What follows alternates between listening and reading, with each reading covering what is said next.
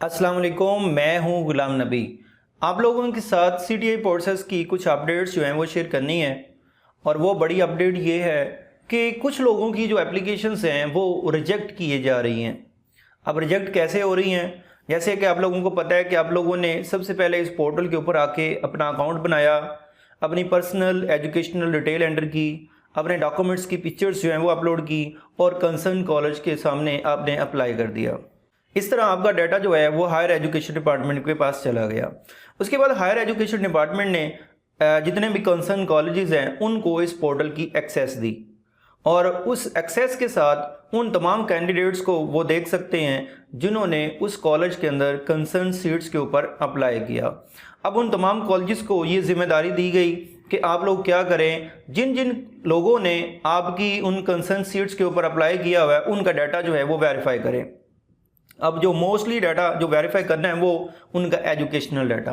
अब कुछ लोगों की डाटा जो है वो वेरीफाई हो गया है और कुछ लोगों का डाटा जो है वेरीफाई नहीं हुआ। इसका मतलब कुछ तो वेरीफाई हो चुके और कुछ अनवेरीफाइड मतलब रिजेक्ट कर दिए गए, उनकी एप्लीकेशन रिजेक्ट की जा रही हैं और उनके पास ये जो है वो राइट नहीं होगा कि वो कोई एप्लीकेशन दे सकें या किसी तरह से दोबारा अप्लाई कर सकें। अब इस वीडियो में हम बात करेंगे कि वो कौन से लोग हैं जिनकी जो एप्लीकेशंस हैं वो रिजेक्ट हो रही हैं और उनकी एप्लीकेशन के ऊपर कौन सा ऑब्जेक्शन लगा के उसको रिजेक्ट किया गया है और उस ऑब्जेक्शन के अकॉर्डिंग क्या वो उस गलती को ठीक कर सकते हैं या नहीं। तो कुछ सूरत ऐसी होंगी जिनमें वो अपनी गलती को ठीक कर सकेंगे और कुछ सूरत ऐसी होंगी जिनमें वो उनकी एप्लीकेशन रिजेक्ट की गई है तो वो दोबारा अप्लाई या उसकी एप्लीकेशन उस प्रोसेस में शामिल नहीं हो सकेंगे।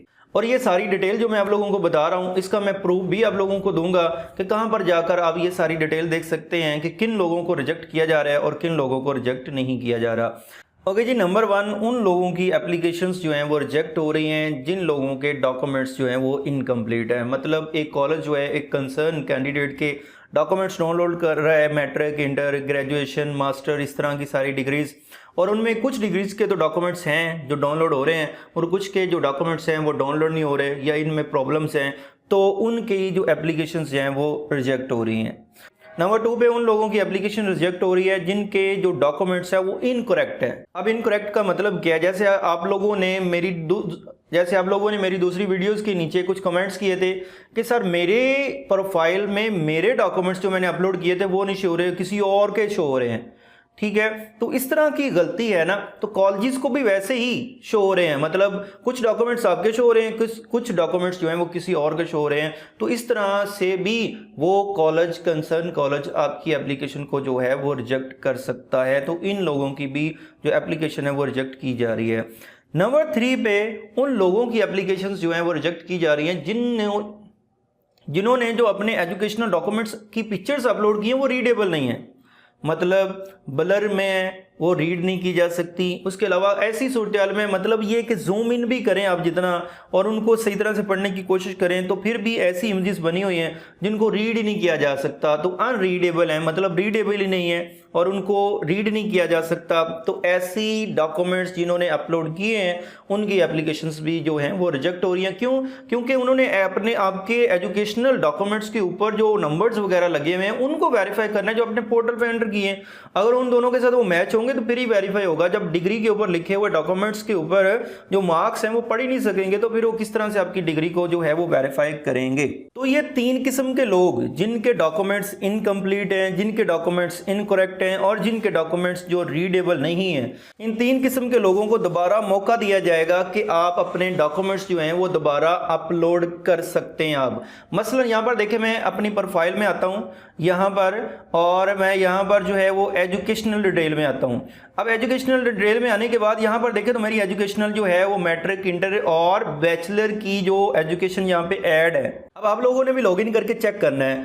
अब अगर आपकी एप्लीकेशन रिजेक्ट की गई है ना इन 3 सूरत में, तो फिर आपकी एजुकेशनल डिटेल्स के अंदर यहाँ पर ये जो एक्शन का ऑप्शन आपको दिख रहा है ये वाला, ठीक है, इसके नीचे आपको एडिट का ऑप्शन मिलेगा। ठीक है, अगर यहाँ पर एडिट का ऑप्शन आ रहा है तो इसका मतलब ये हुआ कि आपके डॉक्यूमेंट्स के अंदर कोई ना कोई मिस्टेक है, कोई गलती है, आप उसे ठीक करें। ठीक है। तो आप लोगों ने क्या करना है, लॉगिन करना है, यहाँ पर आकर चेक करना है एक्शन के सामने अगर कोई एडिट का ऑप्शन मिल रहा है, अगर कोई आपको इस यहाँ पर वो आइकॉन भी आपको दिखेगा व्यू वाला जो आंख का निशान बना होता है, ठीक है, और सामने एक्शन के सामने एडिट का ऑप्शन आपको मिलेगा। अगर ये मिल रहा है लॉगिन करने के बाद, इसका मतलब आपकी एप्लीकेशन को जो है वो रिजेक्ट किया गया है और आप लोगों ने दोबारा अपनी तमाम एजुकेशनल डिटेल्स जो है वो सही तरह से अपलोड करनी है, क्योंकि आपको एडिट का ऑप्शन मिल जाएगा। तो ये 3 लोग जिनकी जो है डॉक्यूमेंट्स इनकम्प्लीट हैं, जिनके डॉक्यूमेंट्स इनकरेक्ट हैं और जिनके डॉक्यूमेंट्स रीड नहीं किए जा सकते, उनको दोबारा मौका दिया जाएगा कि वो अपने डॉक्यूमेंट्स जो हैं वो दोबारा अपलोड कर दें। तो वो लोगों के सामने अभी शो भी हो रहा है जिनके डॉक्यूमेंट्स इनकम्प्लीट थे, इनकरेक्ट थे या रीडेबल नहीं थे। तो आप लोगों ने भी लॉगिन करके चेक कर लेना है।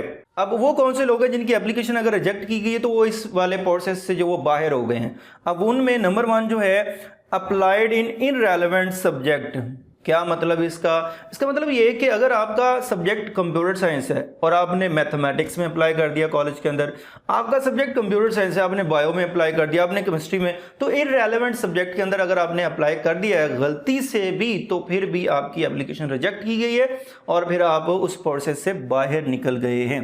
5वें नंबर पे वो लोग जिनकी डिग्री के ऊपर मार्क्स कुछ और थे और उसके अलावा उन्होंने जो पोर्टल के अंदर अपनी परसेंटेज वगैरह ये सारा कुछ लगाया वो कुछ और है, तो उनकी भी एप्लीकेशंस जो हैं वो रिजेक्ट की जा रही हैं। मतलब मैच ही नहीं कर रहा। मसलन क्या कि आपकी परसेंटेज डिग्री के ऊपर फर्ज कर लें 70% है और यहाँ पे आपने 84 लिखी हुई है, तो फिर आपकी एप्लीकेशन जो है वो रिजेक्ट की जाएगी। उसके बाद वो लोग जिन्होंने रॉन्ग जेंडर कॉलेज के अंदर अप्लाई किया, मसलन फर्स्ट कर लें मेरी कंप्यूटर साइंस की डिग्री है, मैं मेल हूँ और मैं अपने डिस्ट्रिक्ट को सिलेक्ट करता हूँ और अवेलेबल पोस्ट मेरे सामने आई थी, तो जब मैंने अप्लाई किया तो वहाँ पर आपको पता होता है, वहाँ पर लिखा होता है कि कौन से जेंडर के लिए ये वाली पोस्ट है।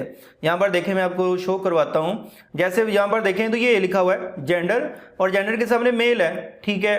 अगर इस वाले कॉलेज के अंदर जेंडर जो है वो फीमेल लिखा हो और मैं यहाँ पर अप्लाई कर दूं, मेरा तो जेंडर मेल है, लेकिन मैंने फीमेल जहां पर रिक्वायर्ड थी और मैंने वहां पर अप्लाई कर दिया, तो रॉन्ग जेंडर वाले कॉलेज में मैंने अप्लाई कर दिया, तो इससे भी क्या होगा, वो एप्लीकेशन जो है वो रिजेक्ट कर दी जाएगी जिसने रॉन्ग जेंडर वाले।